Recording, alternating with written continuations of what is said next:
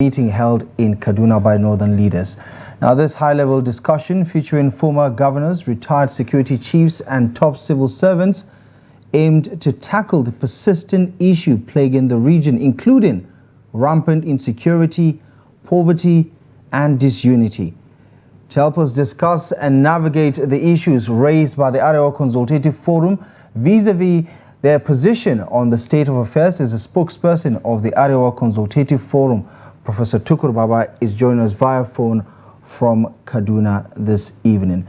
And to set the stage before they get the conversation going, let's take a quick look at this report put together by Trust TV's Bello Musa about the meeting. Food production is becoming increasingly difficult as farmlands are abandoned and the farmers are either killed or are fleeing to IDP camps. Whatever it takes, these crises have to end, and end quickly. Our survival depends on it. Destitution and hunger, growing joblessness, especially among the youth, and the twin calamities of Almajiri and street children are all crying for solution. Environmental degradation and crisis of climate change. Right, just a few soundbites there from some of the resolutions from the Arewa Consultative Forum, a meeting of Northern Elders in Kaduna, shedding light on their position about the state of affairs. Let's bring in our guest, who is the spokesperson of the forum. Professor Tukur is joining us via phone from Kaduna. Prof, good evening, and thank you most kindly for joining the conversation. Our governorship aspirants, a very good evening to you, and thank you for having me. Right, Prof, let's get right down to the conversation. Why was this meeting necessary? Well, in many ways, it's a routine meeting. From time to time, the Board of Trustees meet to set up the trajectory of processes for the Arewa Consultative Forum. But this meeting is coming at a very critical time for the nation, and in particular for our constituency, the three geopolitical zones of the North. In particular, the North is driving from general processes in the political economy. The North is beset with a lot of problems that we think are getting critical, and that it needs the buy-in of as many stakeholders as possible in the North, so as to see if we can find a way out, because the problems are becoming urgent, the underlying causes are dire, and so on. So we thought there must be a forum whereby Northerners will meet to exchange views and to try to see if we can chart a way forward. So this particular meeting of the Board of Trustees is coming, you can say, at a very critical time for the North. Right. Can you cautious you? He's trying to obvious reasons, a lot of people have pointed out how some of the issues raised by the forum are pertinent issues. However, they're not necessarily new issues. So what is the motivation to draw the attention of the government at federal and at state level to the concerns raised by the forum? As I have said earlier, the problems are becoming urgent and they're becoming dire. So yeah, they may not be new, but you see, if you take them one after another, you would see that although they may not be new as such, but the dimension, the trajectory they are taking, if you take the whole tapestry of problems, you will see if it's not new, if they are not new, they are getting more and more dire. Let me give you examples. Insecurity had always been a normal process, so to speak, process in human communities. But the kind of insecurity we are seeing in the North today, and you can say in the last 15 years, religious insurgency in the Northeast,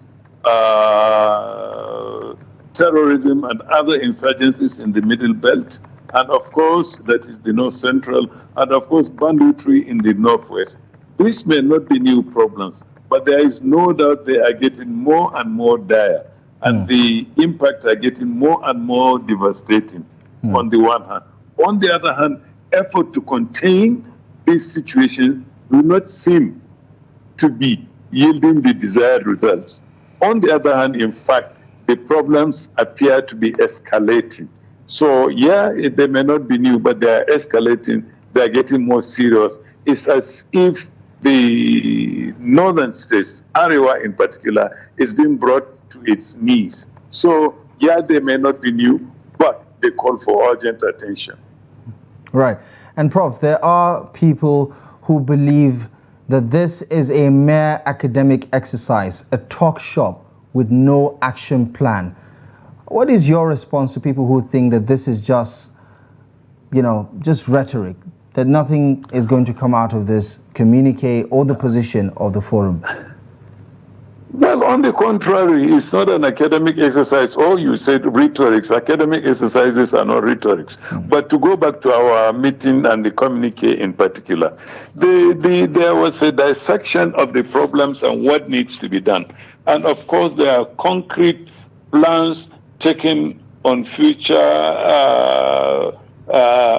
direction of what people desire. For example, on reconciliation, on security, on economic crisis, concrete steps have been taken. Of course, the Arewa Consultative Forum is not a governmental organization. It's not like the Governors Forum or Forum in the National Assembly or whatever. It's like its name says, a consultative organization. We try to identify common problems and we try to see what are the commonalities and how they can be overcome and what needs to be done.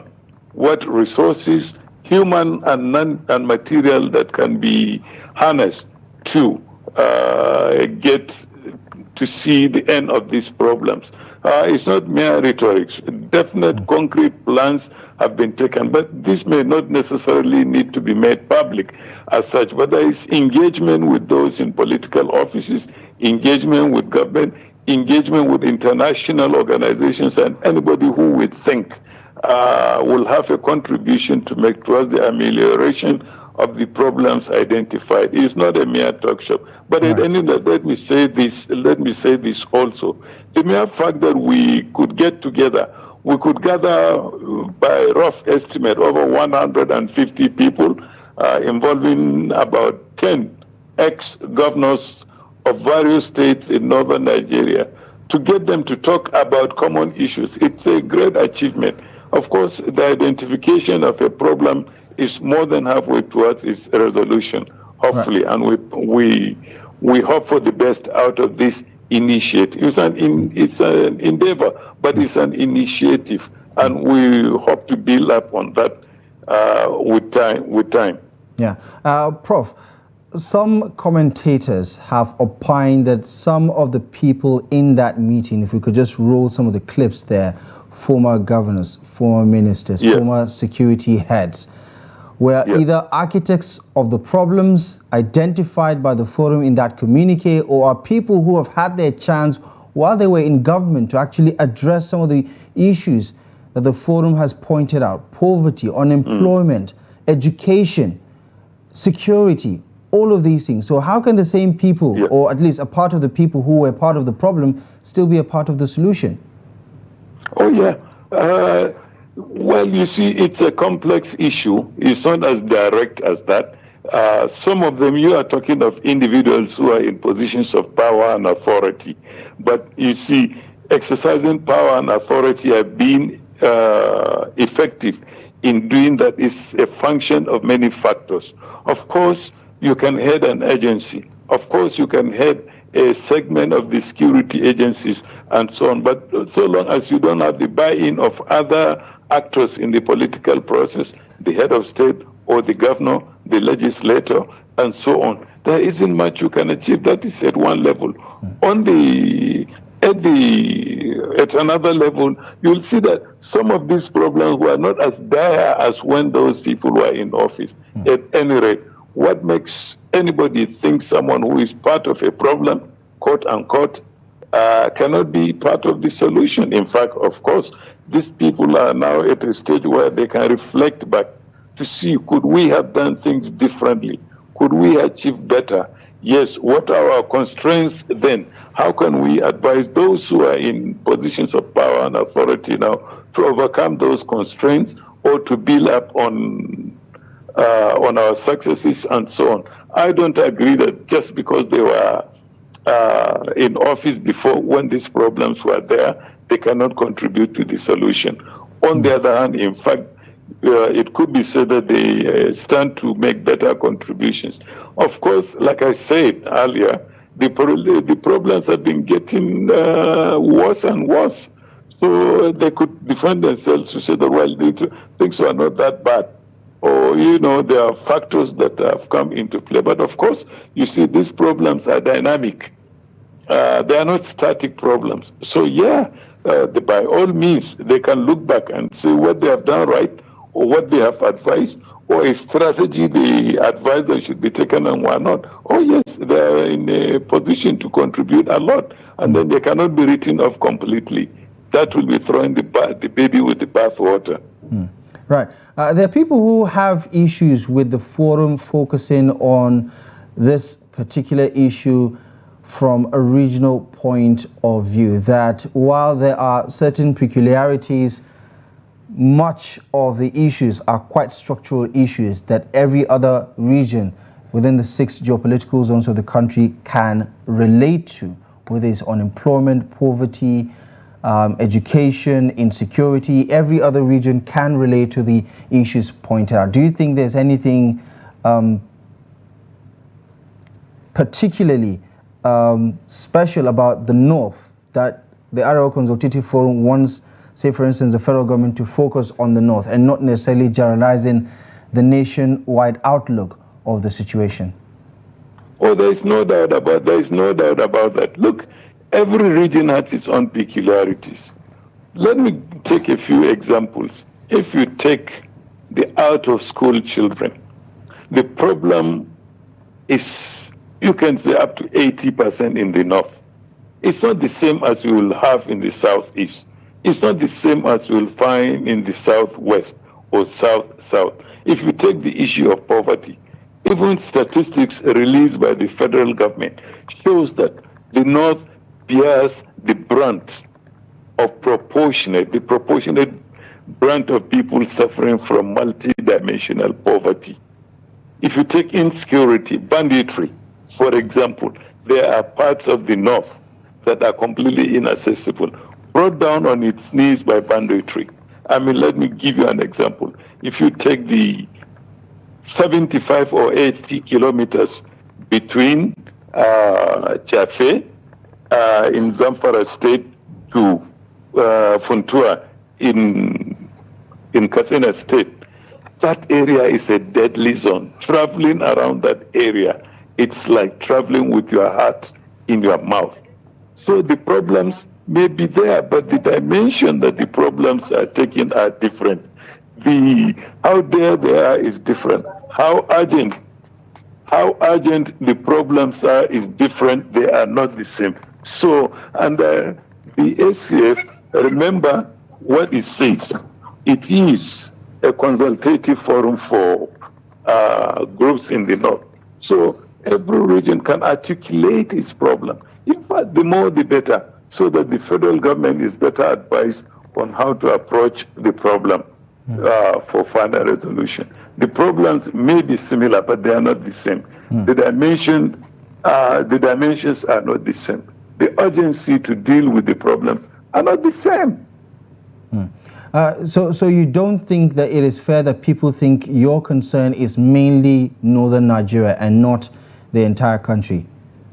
No, it's not fair. We are talking within the context of the Federal Republic of Nigeria. We are not talking as if the North is an independent entity that does not relate. In fact, we are talking precisely within the context of modern Nigeria as such. Our calls, for example, for action on security. This security is very much, practically speaking, a concern of the federal government. The fact that insecurity is in other parts of the country does not mean we are blinded to it. Does not mean the North can go it alone. In fact, our appeal is first and foremost to the federal government. Of course, the state and other subnational levels, local governments, for example, have their specific role to play. And it is the desire of the ACF to draw the attention of those subnational entities. As for example, the President of the Federal Republic, President Bola Ahmed Tinubu, said to the Arewa Consultative Forum a few months ago, some of the problems we are complaining about are local problems. Insecurity happens locally. Out of school children happens locally, and it is the responsibility, at least at the basic level, of the state and local governments. So that doesn't mean we should sit down. For example, the way Zamfara State, Kebbi State, Taraba State will approach out of school children will be different from the way Anambra will approach it, from the way Oyo will approach it. Why? Because the dimension of the problems are different. The focus will be different. We should act as different. And then, of course, don't forget the fact that the different units have a lot to learn from each other. Our focus is to draw attention of the subnational units in the north to try to catch up with other units in the federation. As it is, it's as if we're building two countries into one in terms of the level of standard of living, level of security, of lives and property, level of poverty, industrialization, and so on. For God's sake, they are different. The approach cannot be uniform. Just because we are a united republic, we cannot. So, Prof, just as a follow-up to that particular question, who are you then taking to task about fixing the problem? The governors or the presidency or the federal government? Let me say, as we say in the school objective test, all of the above, including us, the elites, serving and retired, the government at all levels, like I said, the national, subnational, state, and federal. Our business executives, merchants, everyone, common people, common masses, have a lot to contribute to their welfare, but they need leadership, they need organization, they need resource mobilization, and governments are in a better position to effect that, to help people. But everyone is involved. I am involved, you are involved. In fact, as much was said at the meeting of the Arewa Consultative Forum yesterday, that we don't need to wait. There are a lot that individuals and groups can do to ameliorate these problems, to find solutions locally. And of course, a lot of emphasis was placed in that. Before we call on government, state, federal, or let's start with our communities. It is said, after all, that every politics is local. So action has to start at the level of everyone you have listed. Yeah, and Prof, just to point out something a lot of Nigerians say is rather obvious, is that at the onset of the Tinubu administration and even towards the twilight years of the Buhari administration, it was an obvious fact that needed to be pointed out, that when it comes to the leadership of the security architecture of the country, you see predominantly a northern leadership across board. And many have pointed out how these people should have an extra impetus or stimulus or motivation to address this unending insecurity challenge. How does the forum feel about that particular point of view? One, like I said, the problems are dynamic. That they have been getting, you must say, wider and wider in dimension. Two, those people that headed security agencies were selected, we believe, in their professional, individual capacities. It's not, and they may be seen to be coming from one section or Nigeria or the other, but they are selected on the basis of their individual positions. And they headed institutions, not personal fiefdoms as such. So, and the President of the Republic is, of course, at liberty to choose people he or she wants to work with. And we believe this is what was done. Whether or not they are effective in their positions, like I pointed out earlier, is a matter of various factors. There are a lot of intervening variables. But first and foremost, those individuals that serve then, they are doing so now with different set of individuals, also reflecting this so-called bias, as you say. It's reflecting the same thing. You have to separate between the institution and individuals. I believe those individuals serve those people that served or headed various security agencies did so within their individual professional capacities, of course, with a lot of politics involved. But you cannot say that because one is from one community or another, that it translates to that person doing something for that community alone. They had national responsibility.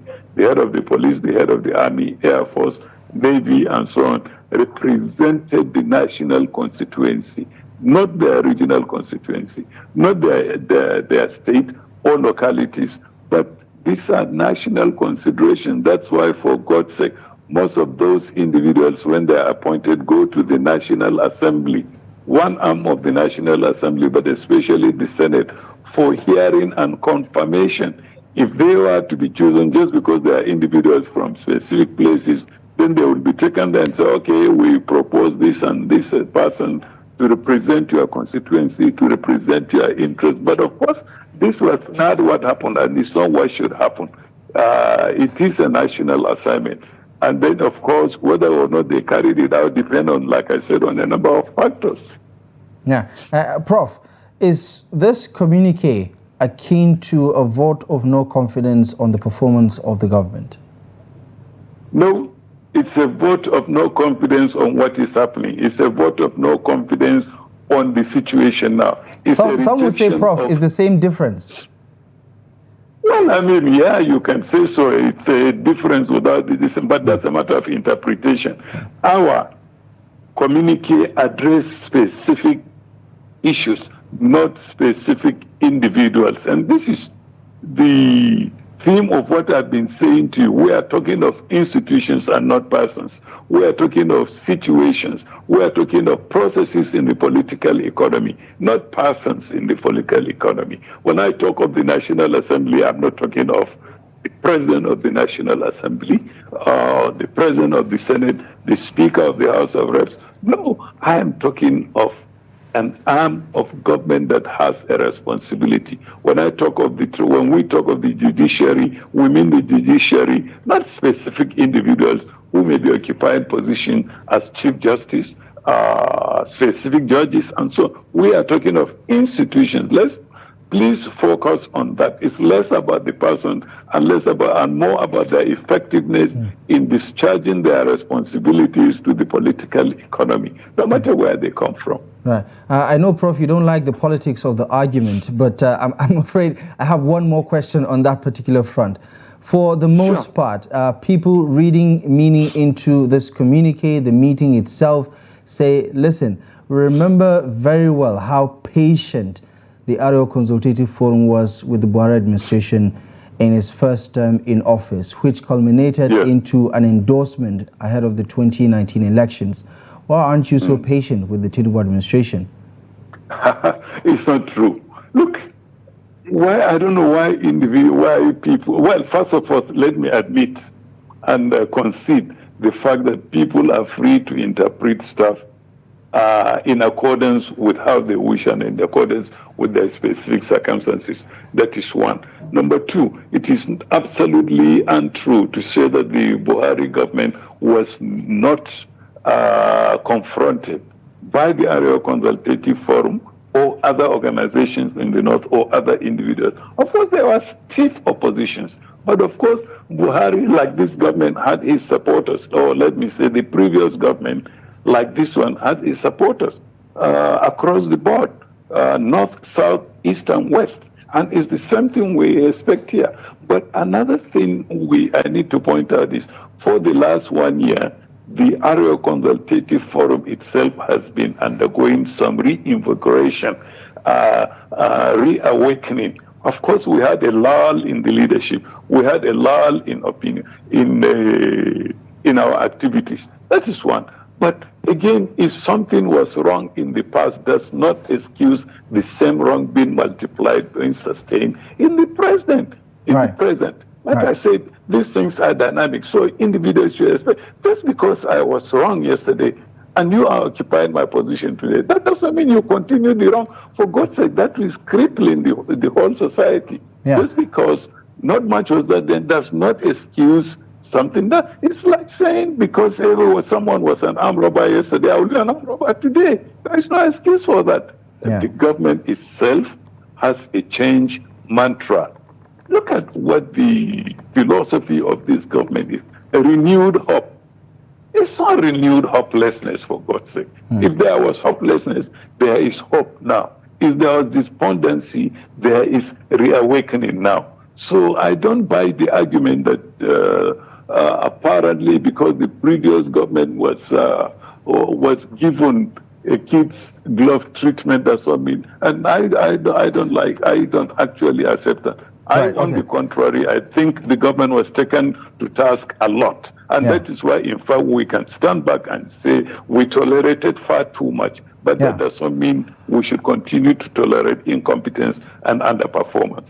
All right. I wish I could double down on that. But very briefly, in 30 seconds, if you can, Prof, what are the deliverables here? What are the expectations? And how soon do you expect things to turn around for the better? Well, ours is a hope. We expect that there will be greater unity among the people of the country and the North. We expect a more reinvigorated approach to tackling insecurity. We expect normalcy to return to our people so they will be able to go about their economic activities, especially agricultural activities in the North, so that we can sit on the same pedestal as everybody else and contribute to the development of the Nigeria project. Sounds like the Arewa Consultative Forum has adapted the People's Inshallah policy. Prof, we're going to have to leave it here for now, but thank you most kindly. I think, yes, and we are backing it up with action too. I can assure you that. Right. Thank you Prof, so very much. As always, a pleasure talking to you. Thank you so much for providing your insight. Thanks very much. It's been my pleasure. Thank you very much. Right. Bye-bye now. We've been in conversation with Professor Tukur, spokesperson of the Arewa Consultative Forum, against the backdrop of the recent meeting in Kaduna, focusing on the prevailing challenges in northern Nigeria. We're going to take a quick break now. When we return, we'll explore the ongoing leadership crisis within the Labour Party. Stay with us.